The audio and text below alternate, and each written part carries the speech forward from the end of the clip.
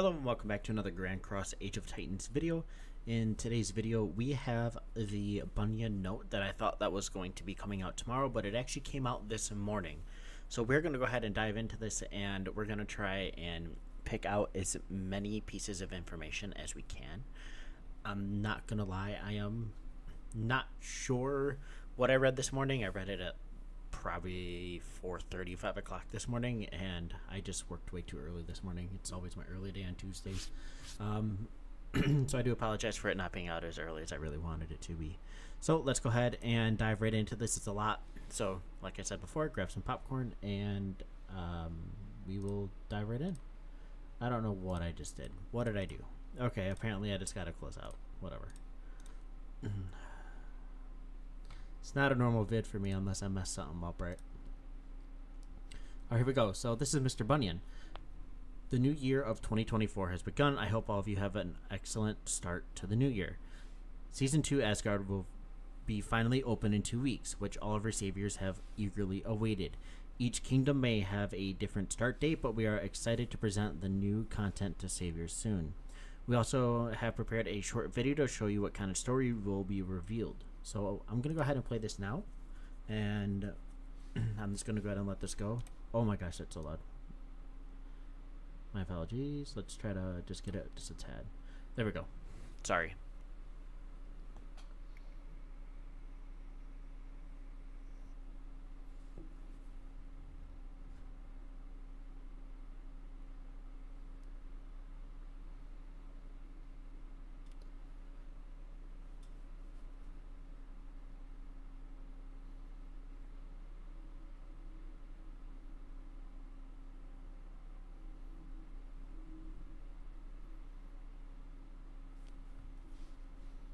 Okay, so obviously all the credit for that video goes to Grand Cross. I thought it was really cool. It showed us a little bit of a detail. So as we all know, we did get a new head dev that is coming out, so everything is coming directly from him. So he visited the dev office in person to check out the development status of Season 2. The entire dev team was working day and night to finish it, which is always amazing. You know, just having them actually, or having the head person go in there and really take a liking and start working on everything, that's a huge step, right? And so obviously our main guy here is participating in the testing and leading the finishing work, which is awesome. As long as he's looking at it, he's finding all the glitches early on, you know, exploring what he can, trying to make it better. That's everything that we want, right? I know we don't particularly have a whole lot of content to deal with right now, but at the same time, if you know, they're really putting their all into this, and it's as amazing as we are, you know, really expecting it to be, and what our I don't particularly know a good word, but like what our expectations are, that's going to be amazing, right? So as always, he's looking forward to a lot of feedback, so that's awesome. And so now we're going to go ahead and read some of the roadmap and everything, right? So this is kind of exactly what I thought when giving some feedback to the devs themselves, you know, in the suggestion tab down in their Discord. So let's go ahead and go through this, right? So it's going to last for approximately 2 months. So there is a placement trial. So if you've ever played one of these other games, or even if you haven't, the biggest one that really follows along that is developed in a certain way that's made it one of the most popular games like this is Rise of Kingdoms, okay? And so beforehand, there's always about, I think it's either 6 to 9 days worth of pre-KvK events, and it ranges from hitting monsters or barbarians for specialty items, and then raising power, and one other thing that I just can't remember from the life of me. Maybe it's the hitting the camps. And so that part is always normal. It's going to be a cool way to kind of get a pre-battle. I wonder if that's when they're going to release the actual new heroes, which we will get to later in the video. Then we're going to have 54 days of the KvK, which is very common and very typical. That 54 is probably one of the most used days out there. And then, of course, we're going to have a forced exit and then we're going to get the ranks and the claim reward period for 1 day in the Skyna world. So let's go ahead and take a look at the actual placement trial. So before the full-scale KvK, the placement trial, which is considered to be Eve, precedes the arrival of the new Season 2, which will be held in the Kingdom of Skyna. So there are two main aspects. First, the placement trial is an event in which kingdoms match for KvK will touch base with each other. Before entering Season 2, it will be an excellent opportunity to meet and compete with the enemy kingdoms in advance. Assess the capabilities and positions of individuals and kingdoms, and prepare for dimensional war. Which is awesome. It's perfect, right? Second, since the territory of Season 2 will be distributed according to the results of the placement trial will serve as a prelude to establishing a new order in Season 2. In addition, there will be various events and personal ranking rewards, as well as excellent opportunity to acquire Elixir in advance. Elixir is for the Elixir Research, which we covered in another dev update. It is the first gateway to entering the KvK.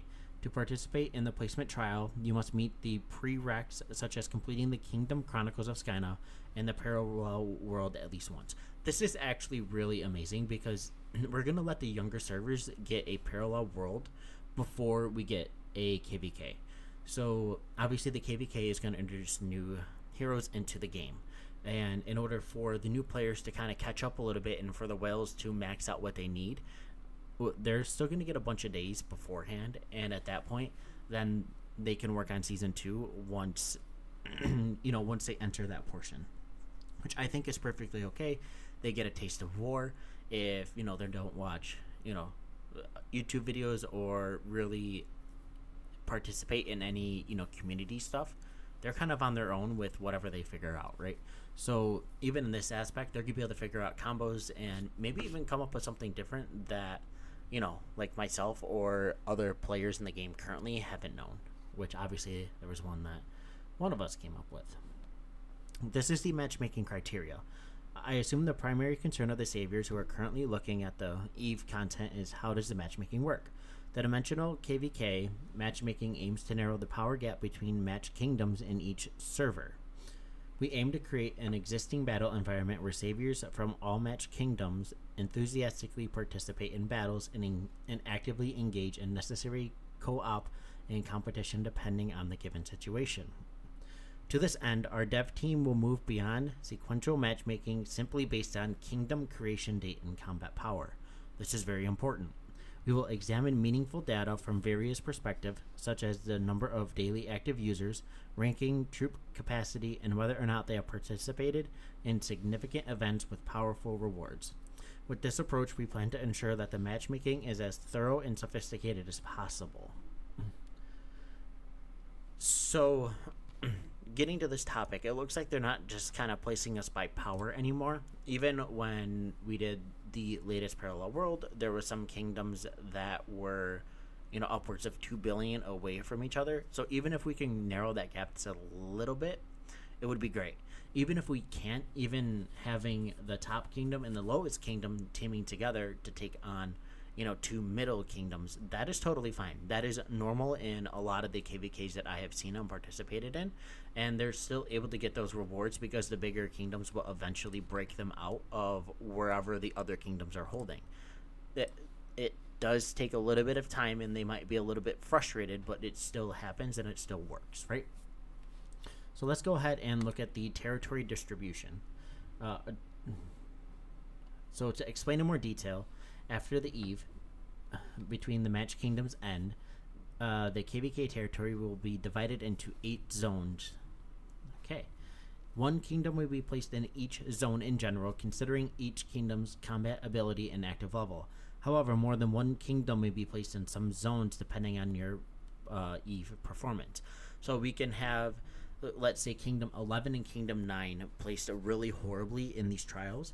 So obviously we would be placed together in the same map, and obviously the game would either want us to fight or consider being allies to team up and take on one of the stronger kingdoms that would match our power to combined, right? That's super smart. That is awesome. That's cool.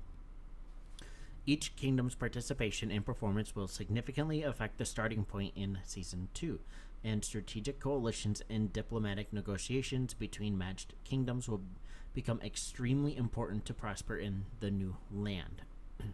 One thing to remember is that high scores do not necessarily lead to a location advantage in Season 2. That is super important. So you don't want to just pour out every single thing that you got in this in hopes that you get the spot that you want. So it's still kind of random. I think the placement is going to go accordingly to where you're not going to go up against the strongest kingdom if you're the worst in the first battle, right? Of course, the higher your rank in KvK, the better rewards you will receive. However, territory distribution will be carried out to boost the combat morale of all saviors and increase the overall enjoyment of competition. That is awesome. You know, like I said, if there's a kingdom that's kind of dead versus a kingdom that is super active, you don't want to put those two right next to each other and have that first fight. That's boring. Then that just means that you have to wait another week and a half until the next gate opens, and you're just kind of sitting there gathering, and that's probably when players are going to get bored and burnt out a little bit, so it's always very good. In the long term, we're also working on resolving any inconveniences that may arise when multiple kingdoms are placed in one zone. Unfortunately, it will be difficult to implement this improvement plan in the upcoming KvK. Still, they try to establish a kingdom alliance system that will facilitate diplo and military cooperation between alliances. So that's going to be coming in the future update. So if you guys are in the Discord, you saw that I made a suggestion where in KvK and Rise of Kingdoms we have coalitions.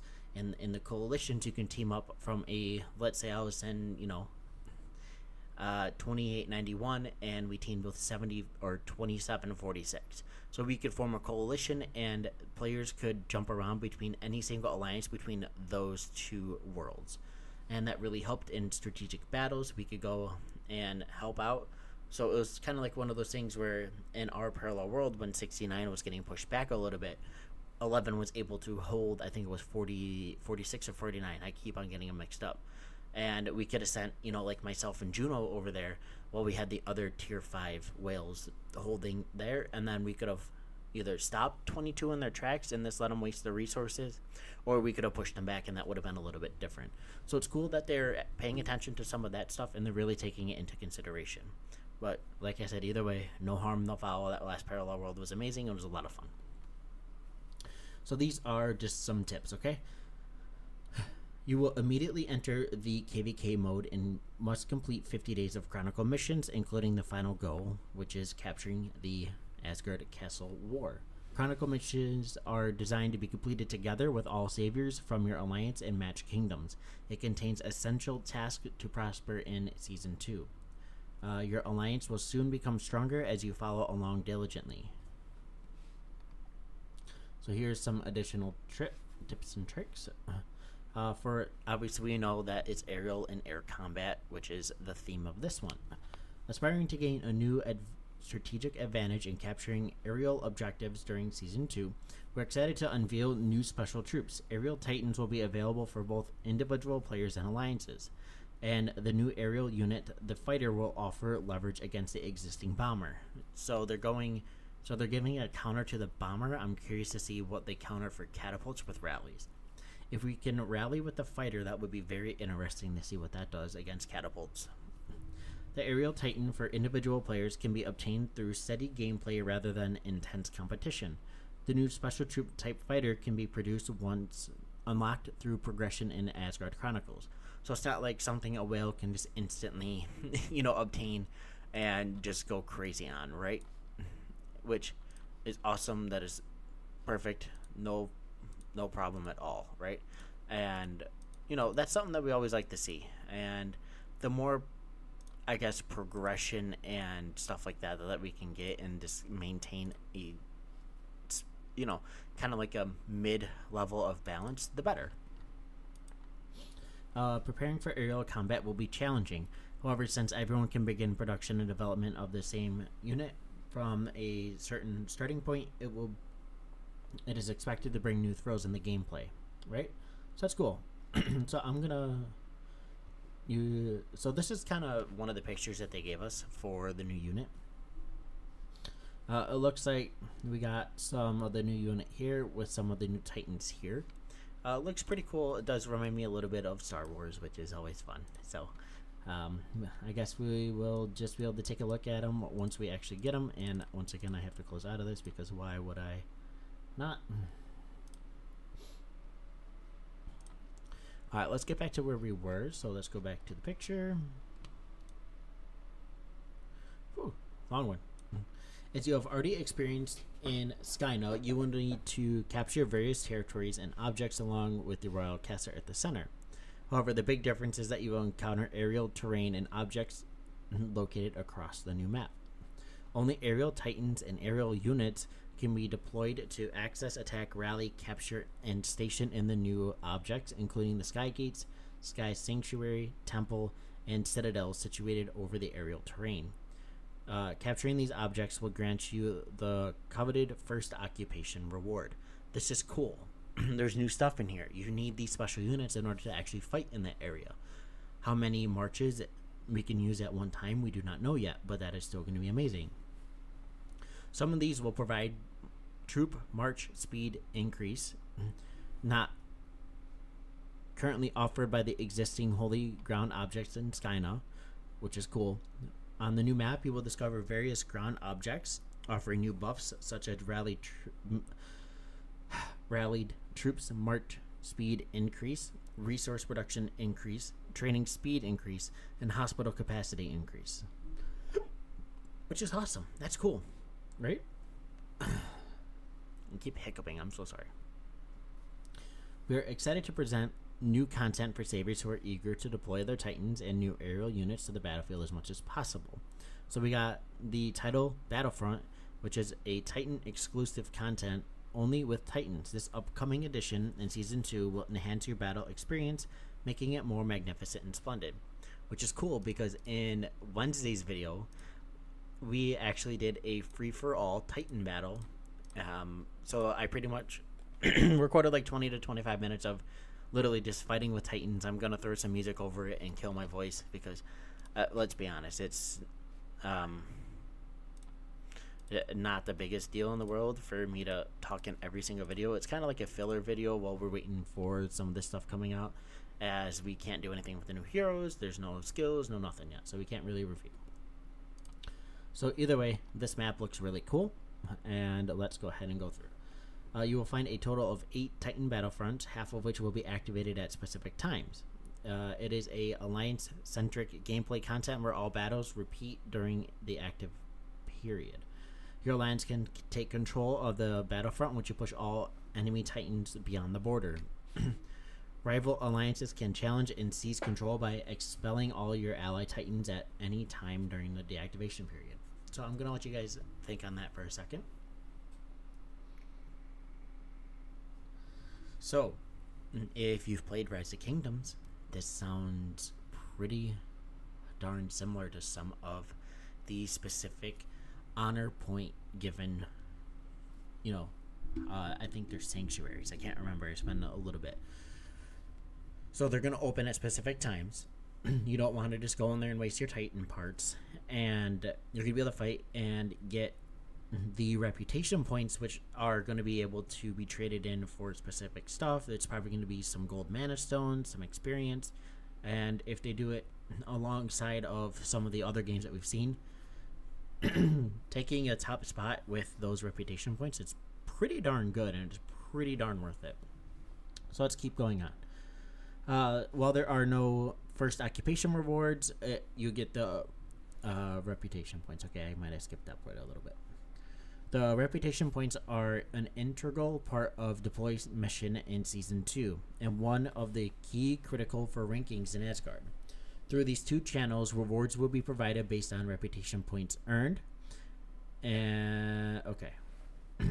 Go out into the world with your line. Okay, I'm not going to read that. Here we go.